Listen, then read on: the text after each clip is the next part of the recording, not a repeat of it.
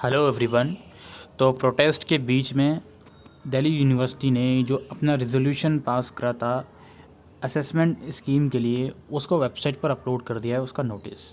तो अब इस नोटिस के बाद सारी चीज़ें क्लियर होंगी कि क्या क्या एक्चुअल में चीज़ें इम्प्लीमेंट हो रही हैं, कितने मार्क्स का आपका एग्ज़ाम है, कितने मार्क्स का आपका प्रैक्टिकल है, इंटरनल असेसमेंट है, जो भी चीज़ें हैं वो इस नोटिस के बाद अब क्लियर हो जाएंगी। तो यार इस नोटिस में जो सबसे इम्पोर्टेंट चीज़ है वो हम डिस्कस करेंगे, और आप प्लीज़ वीडियो को बिना स्किप करे देखें, वीडियो को लास्ट तक देखें।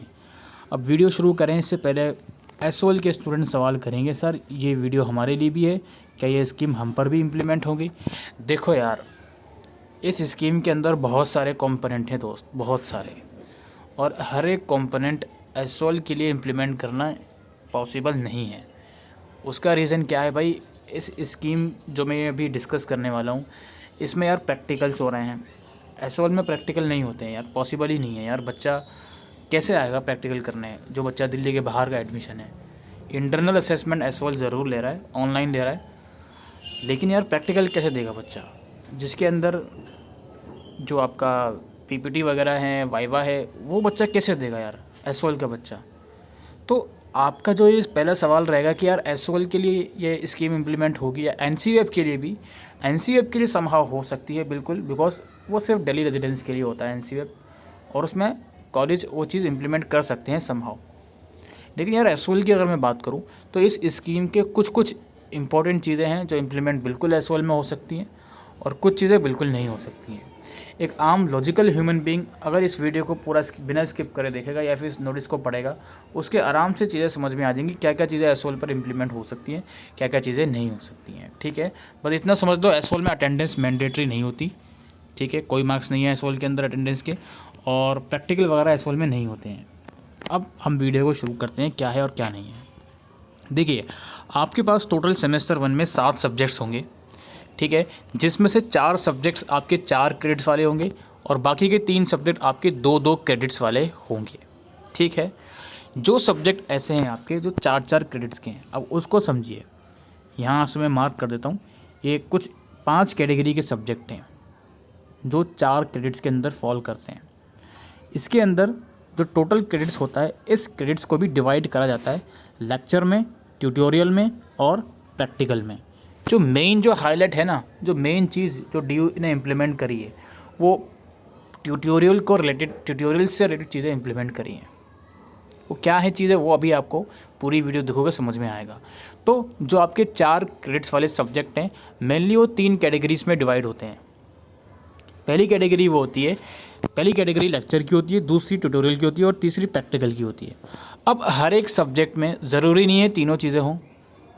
ठीक है, कुछ सब्जेक्ट में हो सकता है आपका कुछ सब्जेक्ट पहले वाली कैटेगरी में आता हो, जिसमें से तीन क्रेडिट्स आपके लेक्चर के हों और 1 क्रेडिट्स आपका ट्यूटोरियल का हो। या फिर आपका ऐसा हो सकता है 3 क्रेडिट आपके लेक्चर के हों, 1 क्रेडिट आपका प्रैक्टिकल का हो।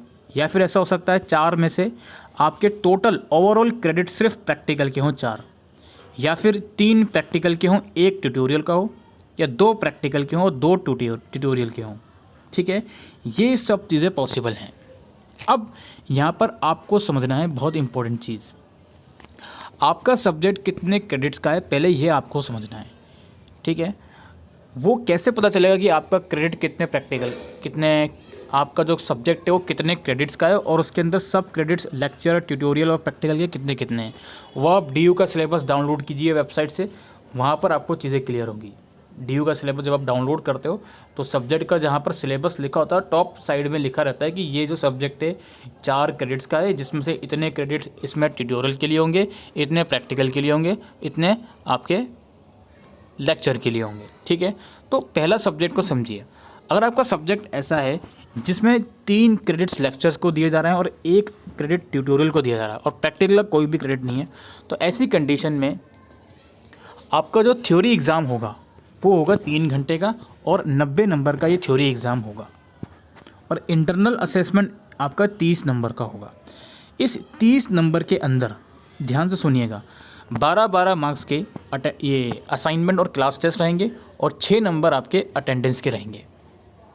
ठीक है, 90 + 30 कितने हो गए? 120। ठीक है जी, इसके अलावा चूँकि इसके अंदर ट्यूटोरियल का पार्ट है, इस पहले वाले क्रेडिट के अंदर 4 वाले के अंदर 3 क्रेडिट लेक्चर के हैं, 1 ट्यूटोरियल का है।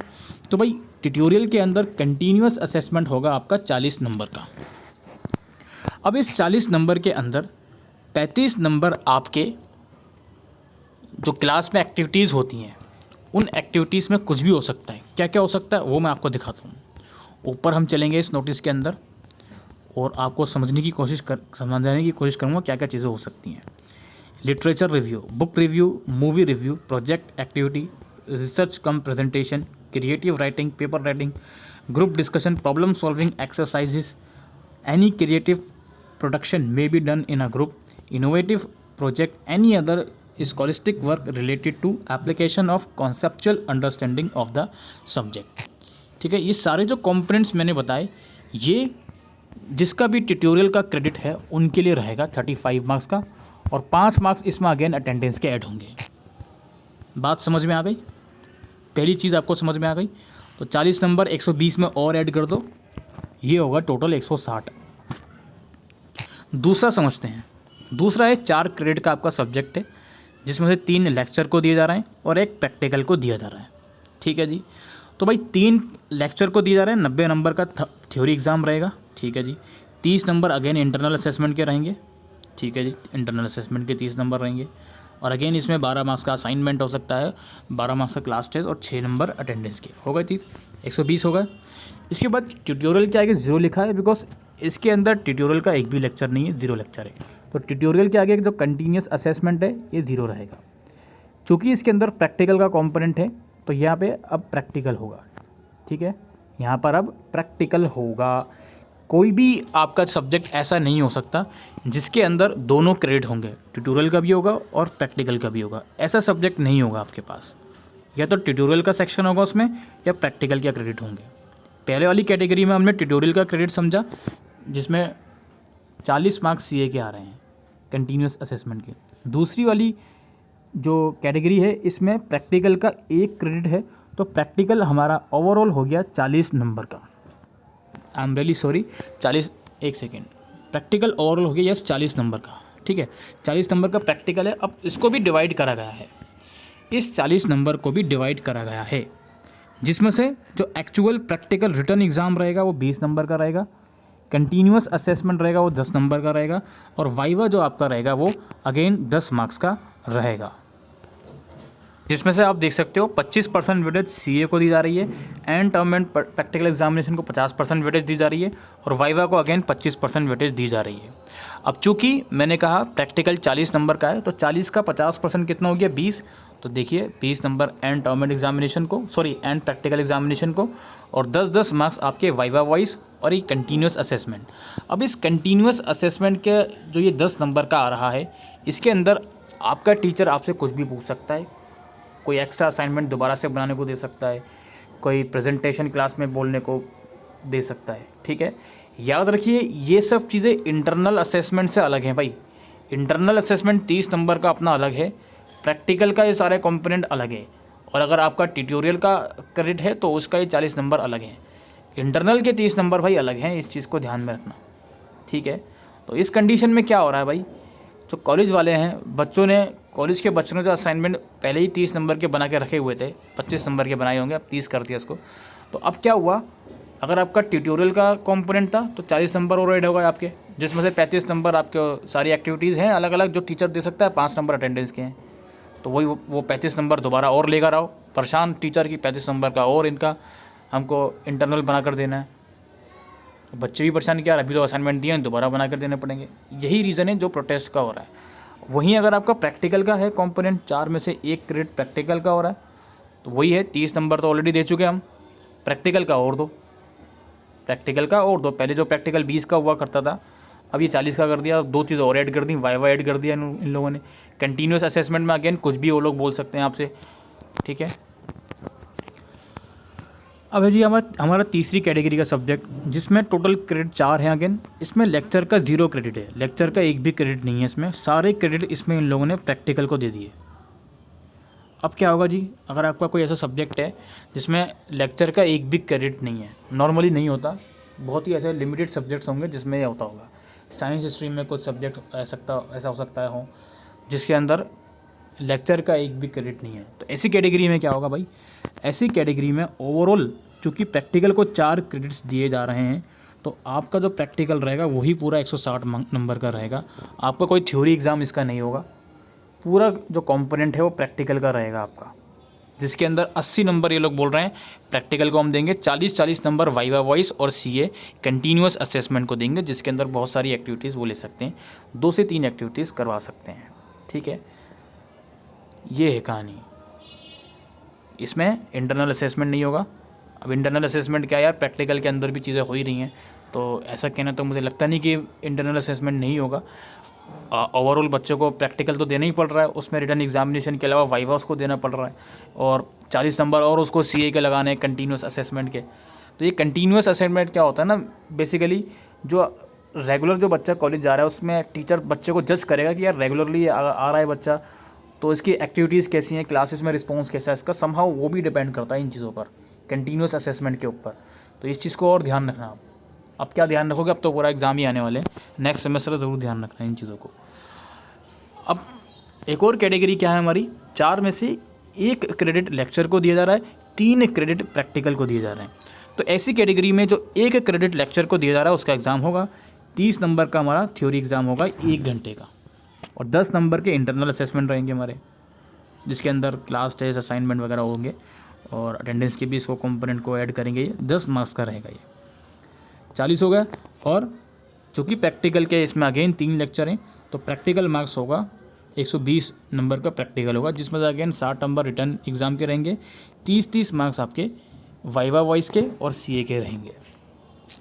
इसके अलावा एक और है हमारा 4 नंबर का, जिसमें से 2 क्रेडिट हमारे थ्योरी के हैं, मतलब लेक्चर के हैं सॉरी, और 2 क्रेडिट हमारे प्रैक्टिकल के हैं। तो ऐसी कंडीशन में क्या रहेगा भाई, जो टर्म एंड एग्जामिनेशन थ्योरी का पेपर है वो 60 नंबर का आएगा 2 घंटे का, 20 नंबर आपके इंटरनल असेसमेंट के रहेंगे, जिसमें अटेंडेंस क्लास टेस्ट और असाइनमेंट वगैरह दे देंगे, और प्रैक्टिकल एग्ज़ाम आपका 80 नंबर का रहेगा, जिसमें 40 नंबर रिटर्न एग्जामिनेशन है, और 20 नंबर वाइवा वॉइस और कंटिन्यूअस असेसमेंट को देंगे। टोटल होगा 160। ठीक है, तो ये 4-5 कैटेगरी आपको समझ में आ गई। मेनली जो कैटेगरी फॉलो करोगे आप लोग, वो या तो ये पहली वाली कैटेगरी होगी या दूसरी वाली कैटेगरी होगी। ठीक है, इसके बाद बारी आती है हमारी ऐसे सब्जेक्ट की जिनके ओवरऑल 2 क्रेडिट्स हैं। इसमें आपका एबिलिटी इन्हांसमेंट, स्किल इन्हांसमेंट और वैल्यू एडिड कोर्स है। ठीक है, अब इसके जो ओवरऑल मार्क्स हैं वो 80 हैं इन कोर्सेज़ के ओवरऑल मार्क्स 80 हैं। ऊपर वाले 4 क्रेडिट्स के हमने देखे ओवरऑल मार्क्स 160 थे, लेकिन इन 2 क्रेडिट्स वाले सब्जेक्ट्स के ओवरऑल मार्क्स हैं आपके 80। अब इसमें क्या होगा जी, इसमें ये होगा कि अगर आपका सब्जेक्ट 2 क्रेडिट का है, जो कि ऑब्वियसली होगा स्किल वाला या वैल्यू एडिड वाला या फिर जो आपका एबिलिटी एनहांसमेंट है, 2 क्रेडिट का अगर सब्जेक्ट है, जिसमें से 1 क्रेडिट दिया जा रहा है आपके लेक्चर को और 1 प्रैक्टिकल को। अच्छा, जो 2 क्रेडिट वाले सब्जेक्ट हैं इसमें ट्यूटोरियल का कंपोनेंट नहीं है। ठीक है, तो अगर एक क्रेडिट दोनों को दिया जा रहा है, तो 30 नंबर का आपका थ्योरी पेपर आएगा, 10 नंबर आपका इंटरनल असेसमेंट का हो जाएगा, 40 मार्क्स होगा, 1 घंटे का आपका पेपर आएगा, और 40 नंबर का अगेन प्रैक्टिकल रहेगा, जिसमें से 20 नंबर आपके रिटर्न का होंगे, और 10 मार्क्स आपके वाइवा वॉइस और कंटिन्यूअस असेसमेंट के लगेंगे। इसके अलावा ऐसा सब्जेक्ट जिसमें ओवरऑल 2 क्रेडिट हैं और दोनों ही प्रैक्टिकल के हैं, तो इसमें टर्म एंड एग्जामिनेशन तो होगा नहीं, थ्योरी पेपर तो होगा नहीं, ओवरऑल 80 नंबर का प्रैक्टिकल होगा इसमें, जिसमें 40 रिटर्न के रहेंगे, और 20 नंबर आपके वाइवा वॉइस और किसके रहेंगे, कंटिन्यूअस असेसमेंट के रहेंगे। ऐसा सब्जेक्ट 2 क्रेडिट वाला जिसमें प्रैक्टिकल का कंपोनेंट नहीं है, दोनों ही क्रेडिट लेक्चर्स के हैं, इसके अंदर 60 मार्क्स का आपका थ्योरी पेपर आएगा, 20 नंबर का इंटरनल रहेगा। इसमें प्रैक्टिकल का कोई भी कंपोनेंट नहीं है, तो प्रैक्टिकल के मार्क्स इसमें नहीं लेंगे। 60 + 20 80 आपके हो जाएंगे।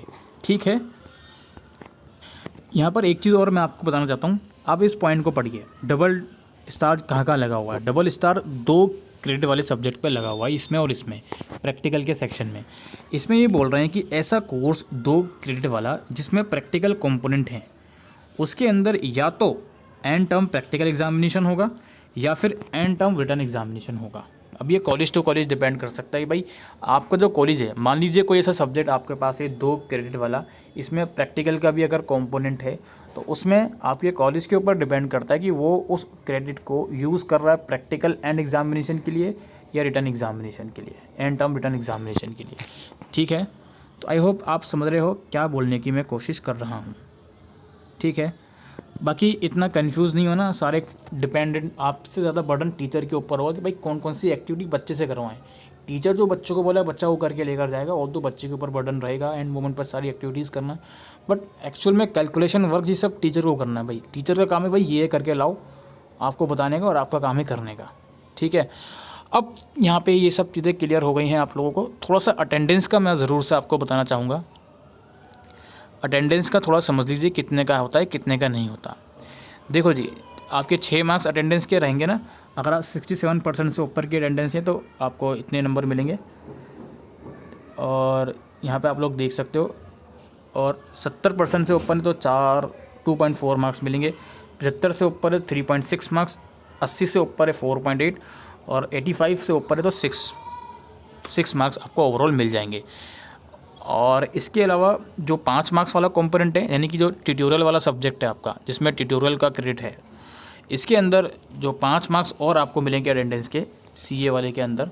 किसके अंदर? सीए के अंदर। दिखाता हूँ मैं दोबारा से, ये रहा 4 क्रेडिट वाला था ना, जिसमें ये ट्यूटोरियल का कंपोनेंट था, इसमें सीए के अंदर जो 40 नंबर थे, इसमें 5 नंबर अटेंडेंस के हैं। ठीक है, तो ये 5 नंबर अटेंडेंस के मिलेंगे आपको इस तरीके से। अगर 67 से ऊपर है तो 1 नंबर मिलेगा, 70 से ऊपर है 2 नंबर मिलेंगे, 75 से ऊपर है 3, 80 से ऊपर है 4, और 85% से ऊपर है तो 5 मार्क्स आपको मिलेंगे। ठीक है, तो यही सब दोस्तों है आज की इस वीडियो में रिगार्डिंग ये जो नया स्ट्रक्चर, नया पूरा कंटिन्यूस असेसमेंट आया है। बहुत सारी चीज़ें ऐड कर दी हैं, अब टीचर के ऊपर डिपेंडेंट कर देता है कि किस तरीके से आपको सारी चीज़ें दें। ठीक है, तो बस यही सब था दोस्तों। ये ज़रूर सेक्शन याद रखना, ये कितने मैंने समझाया आपको, पूरी वीडियो बिना स्किप करे देखी होगी आपने तो समझ में आपको आ गया होगा। आई होप दोस्तों आप